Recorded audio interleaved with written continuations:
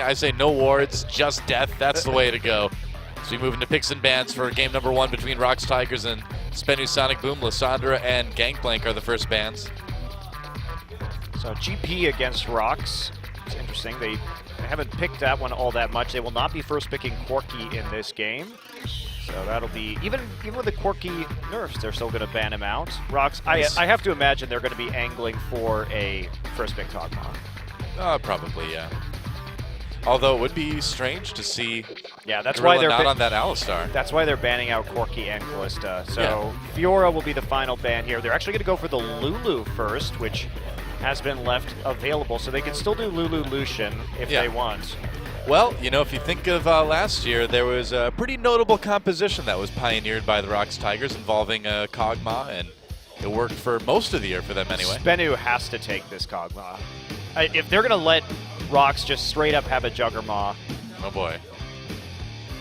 The Rise still up. Of course, Gragas is going to move into that very high priority jungle pick. The changes to his W really helping out with his clear speed and more reliable because he has that 2-second slow at all times now on his Q. So it doesn't have to, the barrel doesn't have to sit there and ferment or whatever it does.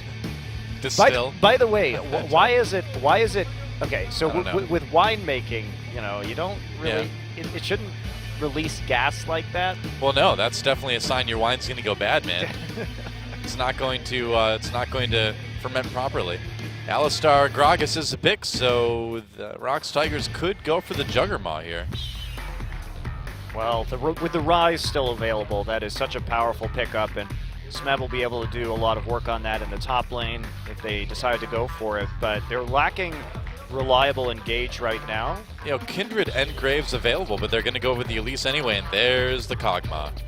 Yeah, that is just not a surprise, right? If you're going to pick that Lulu, better to have the Kog'Maw there than the Rise, at least at this stage of the composition. So SBENU has to try and get some more engage now to deal with the Kog'Maw, prevent the Kog'Maw from simply standing still and unloading with his W.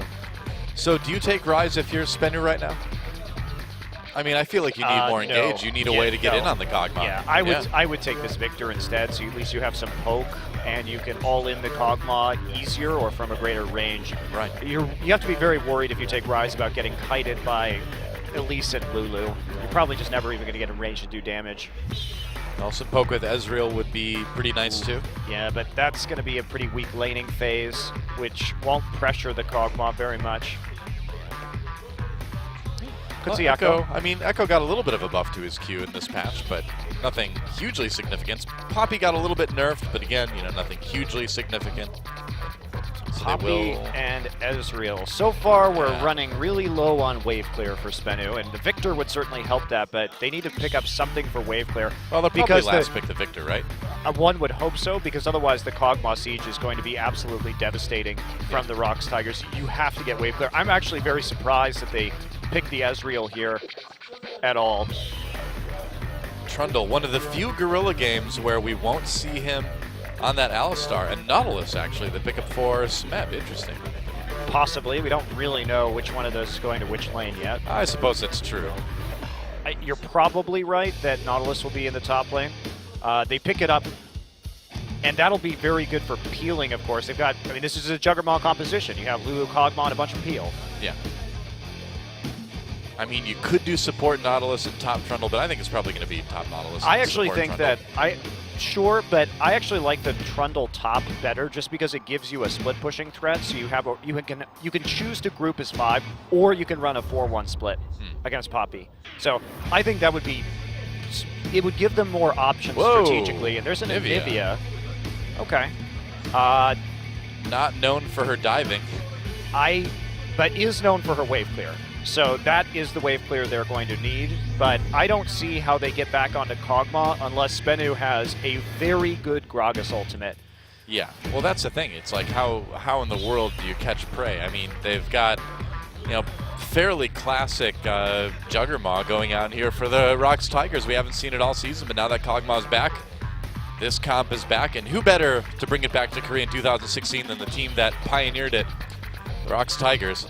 Yeah, this is going to be interesting. So SBENU has to try and kill the Kog'Maw, but that is going to be A huge effort between the peel from Trundle and Nautilus and Elise and Lulu. Basically, Priya is going to have to misposition pretty intensely in this game to be caught out. You know, and if you think about the dragon changes too, the second dragon especially is going to help that Kog'Maw absolutely destroy turrets. Yeah, it's going to be gross.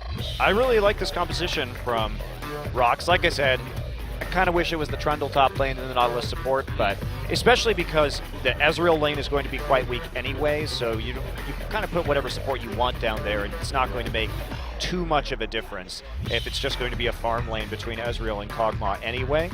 And at least that would give you the option to split push in the late game. But this is fine too. It'll work out. Smeb will become unkillable. Yep. Certainly seems that way. Well, it is time to get in the game. Number 1 versus number 12. Let's see who takes it. Number 10, rather. Let's get in the game done. I give up.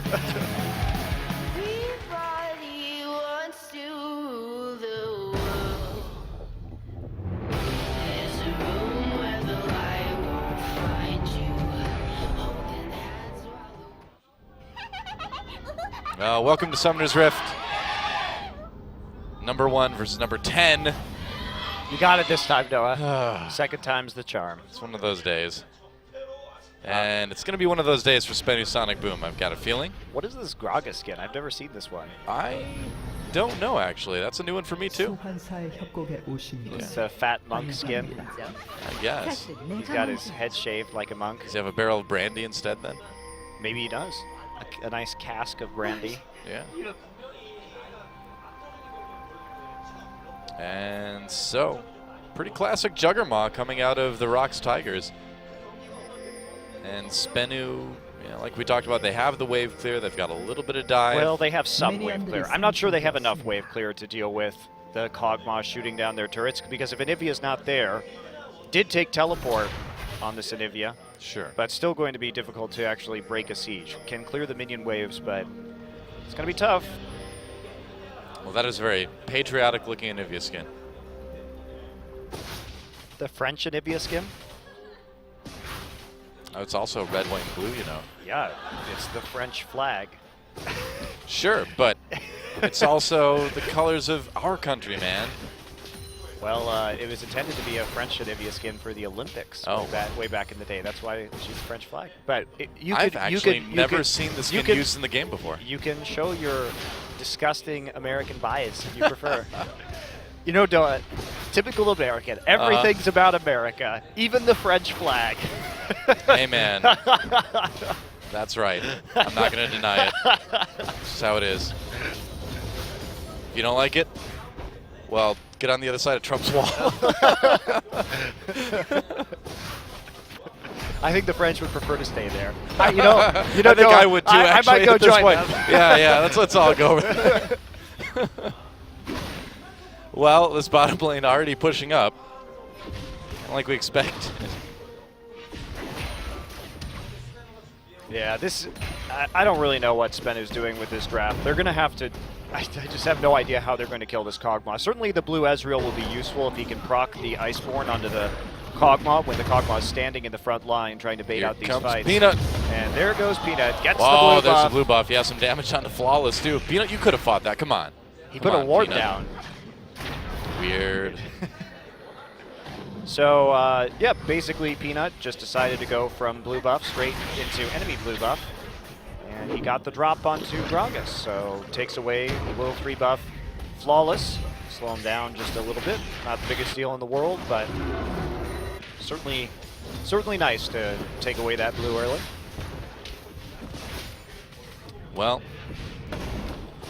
French Anivia continuously pushed I think you back mean in lane. American Anivia? Well, I mean, why are you trying to get all French people to hate me right now? I mean, they already do, but no, they don't. I know for a fact that's not true. It's okay. The French are all watching Chips and Noah's stream, so. Oh, that's true. We're safe. All right. So we shouldn't make any jokes about French Anivia continuously pushed back in lane, forced to retreat over and over again? No, we definitely should not. Oh, okay. I won't make those kind of jokes then. All right. Consider that off limit for me. I will. And Peanut has bought a tracking knife, a tracker's knife. Disgusting. No blue smite, no red smite for him this game. He is turning slowly into a normal jungler. That's sad. The decline of Peanut has begun. A little bit of a CS lead already for both the mid and the bottom lane for the ROX Tigers. Yeah, just a matter of scaling for the Tigers. Yep. Certainly SBENU trying to get to that late game also with the Anivia and the Ezreal, where they will come online in a big way, but the Kog'Maw is just so damn scary right now. And ROX Tigers are going to be able to make some pretty hard turret sieges in the mid game. So we get a few items onto this Kog'Maw. Of course, probably looking at the Rageblade Runen's Hurricane build. Wow, Smeb walking up onto Soul, feeling the pressure. Here comes Peanut. And are we going to see a dive here? So maybe. Gragas is right there too. Flawless is there. They're going to try for it. They may have to abort this. Yep. Well, they didn't even get turret aggro right there, so yeah. Flawless showing himself pretty early. But there was a ward dropped by Peanut in that brush. And oh, wow. Yeah, few lands. Hero's got to be careful. Meanwhile, some action down in bot lane. Secret slowed up a lot by that Trundle Pillar. But in the end, ROX Tigers taking a little bit more damage. But here comes Peanut. There we go. Right onto Flawless again, taking a lot of damage. Peanut's not going to give up. He's kind of got him on his own. Flawless may need to flash. Nope. Not quite. It was close. He has the body slam, so he gets away. But Peanut's still just wrecking Flawless in his own jungle. He's a level up now, and he's made it so difficult for Flawless to exist. And Smeb is actually not going to TP back into this lane, so they had an opportunity here to try and force a dive onto the top side perhaps, or gank it, but instead saving that TP. Yep. Will be useful once Smeb hits level 6 and is able to TP and then depth charge somebody in the lane. If he wants to go make a gank in the bottom side, and Peanut just walking on through over towards the Scuttle Crab, has a lot of wards up there. Very deep wards, in fact. Yeah. Look at that ward. That's a very unusual ward that he placed between the top and bottom, or top and mid inhibitor turrets right there, just to make sure that he knows which side of the jungle Flawless is going into. So I'm starting to ping camps right now. They haven't seen him yet. They don't know exactly where Flawless is. They can pretty safely assume he's on the bottom side. However. Well, as we probably remember from last year when this composition was making a lot of waves for the ROX Tigers and pretty much everybody else, the early game is not terribly thrilling, but it's been a quiet early game by the ROX Tigers standards. Usually they start trying to fight you already, but well, with this composition, you know, can they? Not as easily. No, they really don't have kill pressure. Of course, Anivia is probably going to be able to get back under turret and has her passive. Probably not going to kill Poppy with Nautilus, and it's just been about Peanut repeatedly invading the enemy jungle and trying to get advantages that way. Well, it's just a little bit of a waiting game right now. But when this composition ramps up, it ramps up very, very hard. Yeah, and this Kog'Maw now, because of that attack speed on his W, can just kill turrets so fast. And wow, are we actually going to see a dive? Gorilla knocked under turret. They make the play. Nuclear gets very, very low. There's a Cocoon. Peanut comes in for the execute. First blood. Gorilla is low. In the end, though, you probably shouldn't try and make plays like that when you don't know where their jungler is, because probably not. That was actually exactly what Peanut wanted, was them to engage that fight, because he used combo to push Trundle under turret, so there was nothing else left for when Peanut came in and just straight up killed Nuclear. Yeah. Very easy. Peanut didn't even have to flash for that. And how about that? All 4 summoners used for the bot lane of SBENU, and only the Ignite used over on the ROX Tigers side. I mean, they just got outplayed so hard right there. Meanwhile, Soul going after Smeb. Smeb extremely low. It has the Titan's Wrath shield, though, so not going to be too afraid of what's going on. That's the Spectre's Cowl for a little bit of defense already, and we'll just be happy farming underneath the turret while he can. I don't know, yeah. Whoa, why did he flash there at the end? I don't know, man. I mean, he was a little bit low. He's like, yep. Saw that one coming. He could have just recalled it and TP'd right back into the top side. Yeah, I think he got a little bit bold, obviously. Well, a kill for SBENU, a little bit of a silly death for Smeb. Nice solo kill, though, for Soul. Yeah. Yeah, I'm not even sure how that happened. It looked like he was standing next to the turret and then got heroic charged into the tower. I mean, when the shield wears off, that's a Nautilus with like no health at all. Yeah. So I don't think it Pretty was sloppy. I don't think it was too tough for Soul to get that one. He also shouldn't be standing next to the turret while there's a Poppy who can just stun him. Exactly. If that's indeed what happened, we didn't get to see the start of that. Well, I can't really think of a lot of other ways that could have happened. Well, ROX Tiger's still up in this game in any event. Have a farm lead in that bottom side of the map, so we're doing just fine. Yeah, I wonder when we're going to see one of these teams try to go for this first dragon, too. Wow, Cole picked up by Prey, so they're just going to be farming super hard right now. That's how comfortable he is in this matchup. Goes back, buys the Cole, starts to stack that up, and starting to move towards the pieces of his Rage Blade. Just going to sit here for a while, I guess, Doa. There we go. Okay, so ROX Tiger's going for the first dragon. Looks like Flawless may come down to contest this. Nope, he's not even going to check it. Okay, now going over there. There we go. Okay, so they see the dragon going on. Flawless can fight this. They're bringing Sassen in as well. Peanut in a lot of trouble. You're taking some damage from the dragon, but here comes Kuro. Oh, Kuro. the dragon's attacking him. That's right, and they get the kill. And now Gorilla all over Sassen as well. Secret comes in to try to help. Repel comes down, delivering Peanut to safety. And nobody wanting to go after that dragon at the moment. I feel so sad for Flawless this Got game. too close. He got too close to the dragon. Jeez. Why do you do that? The guy just can't catch a break. He's been harassed by Peanut this entire game. Then he tries to stop. Looks like he's going to actually do something to Peanut, but Lulu just zips over, gets the wild growth off onto Peanut. Gorilla gets up into that part of the lane and just flashes for the finisher on that kill. And the aggro switches over to Flawless in that engagement. Really unfortunate for Flawless. Yeah. That's pretty big, though, for ROX Tigers to have that kind of pressure.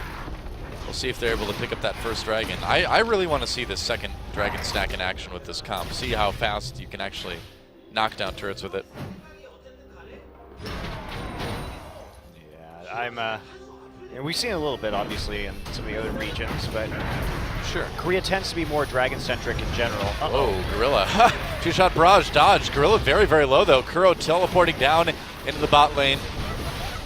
And with Gorilla so low health, they can't really pursue that as much. I'm surprised Gorilla turned around for that pillar right there. It really shows that he knows exactly how much damage this Ezreal is going to deal, because he didn't think about it for a second. He just turned right back around pillar and knew that he was going to be able to survive that.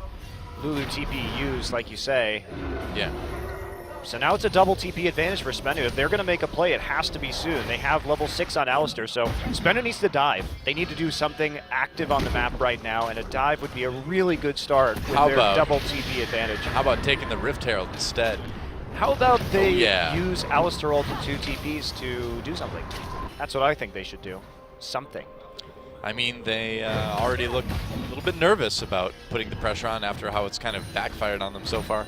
I mean, Soul is proxy farming, so I don't know how nervous they are. Well, the rest of the team. Obviously, Soul's been doing fine, but Flawless, Nuclear Secret, things haven't been going so well. Flawless Nuclear Secret. Sounds like a North Korean missile plant. I suppose, yeah. Where their flawless nuclear secret. Summoner's Rift into the Sea of Fire, of course. Well, Sassen just using that teleport to get back into lane to not miss any CS.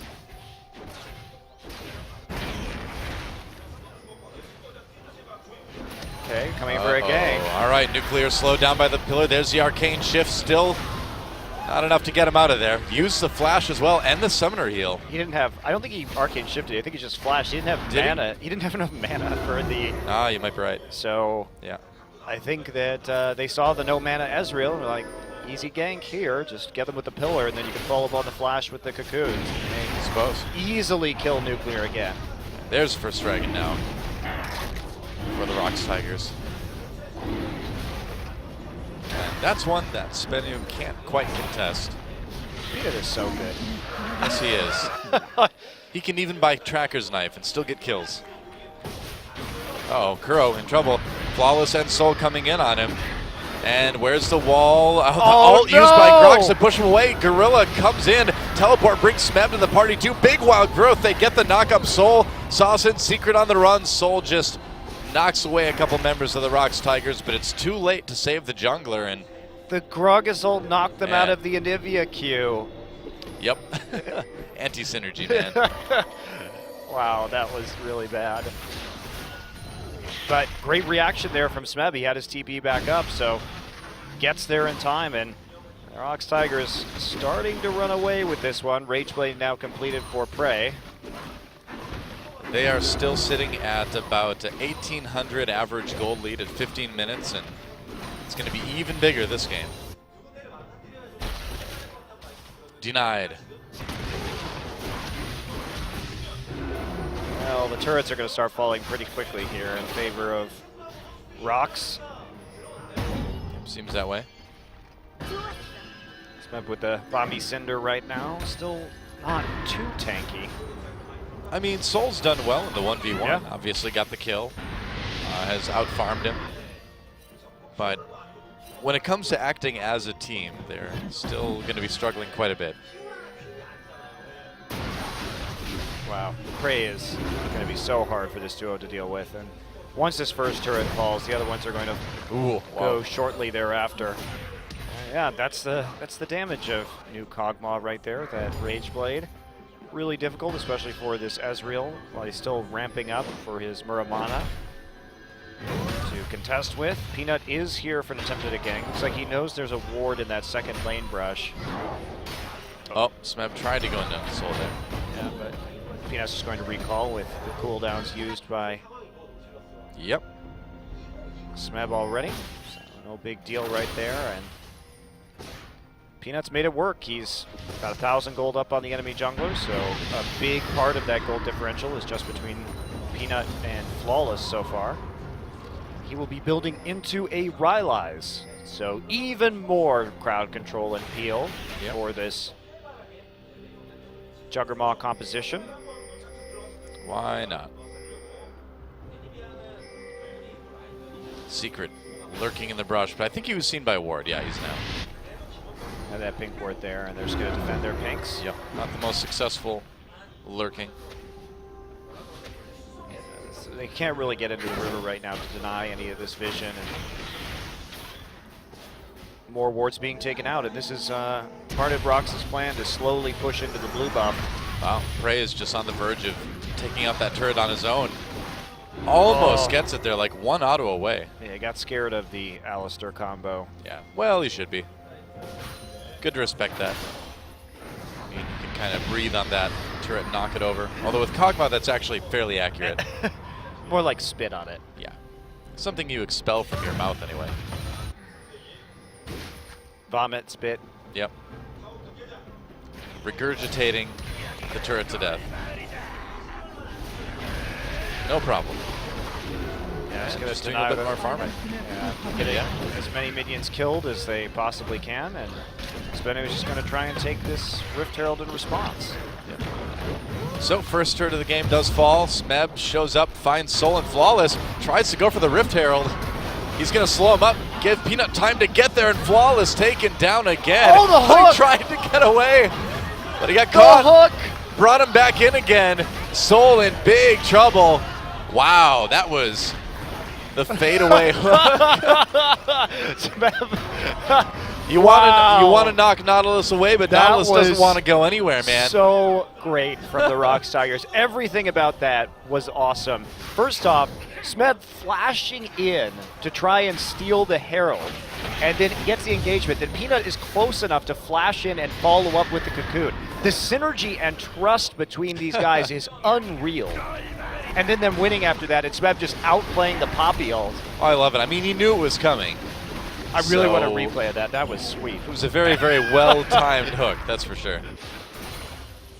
Just great skirmishing here, and a great knowledge of their limits and where each other, where they are on the map compared to each other. Right, We're going to take a look at the end. So he's going to try and flash in here and take it away. Gets it down to 40 HP. Doesn't end up getting it, but here we go. He reads this, sees the animation, and then hooks and draws himself back in. Just great. That's pretty sick. But there is just pretty easy cleanup onto Poppy. They also take out the top turrets, and now Smeb did enough work on that turret by himself to take it down. So 2 turrets to 0, 5,000 gold lead here at 20 minutes. Easy cruising to victory. If Smeb hadn't died in that 1v1, we would be on pace here for a perfect game. Yeah, definitely. Although they did get a Rift Herald, SBENU did. So Well, I guess that's a new wrinkle in the perfect game. I don't know. Is it? We don't even track Rift Heralds yet. Hey, we've got our, speaking of tracking things, we've got our timers back. Yay!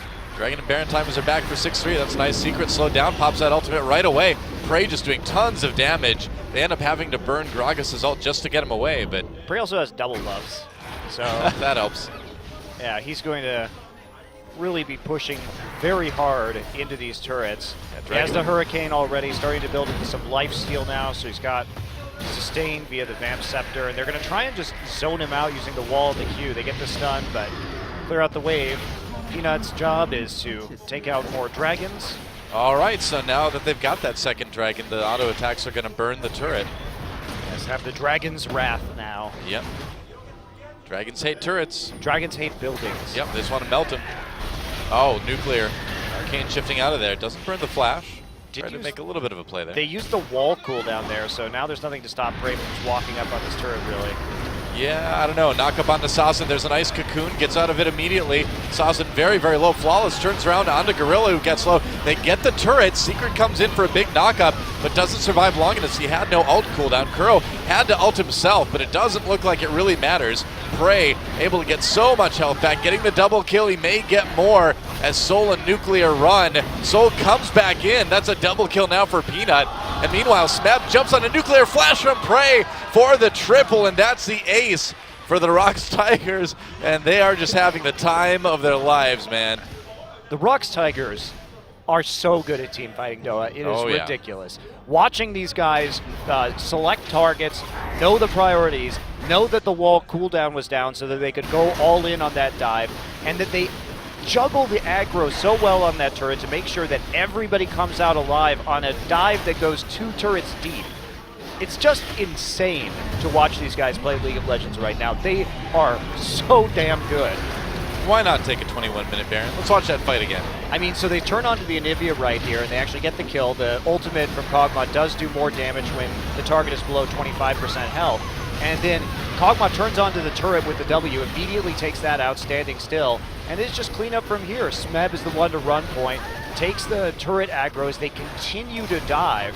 Peanut misses the cocoon, but Soul goes back in, does get kills, doesn't quite land the stun. And then the flash forward from Smeb and Prey to finish off the Ezreal. Just so solid. Get the ace, get the Baron. Easy snowballing now. And what was a 5k gold lead like 2 minutes ago is now a 10k lead with a Baron buff.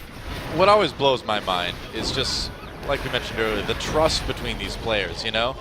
Everybody knows that they're going to do the job. Somehow Peanut just solos Nuclear, I guess? That happens, all right. He had no summoners, so... Turret goes down. This game is looking pretty over. Yeah, you better run Flawless. Wow. Well, I don't know what else to say. Watching this team play is like... It's unbelievable. No other team. It's unbelievable how good they are right now. You know, it's kind of too bad they're not going to IEM. I feel like this would be the perfect chance for some redemption for last IEM Katowice they were at. Yeah, I don't think it would go quite like last year. I don't think so either, though. I don't think anybody would even stand a sliver of a chance. It seemed that way. Flawless caught again, takes a ton of damage. Prey just destroys people now. Welcome to the new wide world of Kog'Maw. Prepare for that champion to be banned for every game for the rest of eternity. I mean, when you leave Lulu up and you don't take Kog'Maw in the first round of the draft against the Tigers, what do you expect? You know what's Flash coming. Cocoon, Sawson blown up. Soul on the run now too. Smeb comes in with the teleport. Soul knocks him back into the turret, doesn't stop Prey from picking up the double, and the ROX Tigers at 23 minutes. Look at Prey just going right into the fountain almost for the damage. They may be ready to end it right here. Looks like they are, and we may have one of the fastest, if not the fastest game this season 24 minutes, and there is nothing that SBENU SonicBoom can do. There goes the Nexus. 24 minutes, 12 seconds. GG. Disgusting. Absolutely disgusting performance. Beautiful. From the ROX Tigers. At the end of that game, Peanut had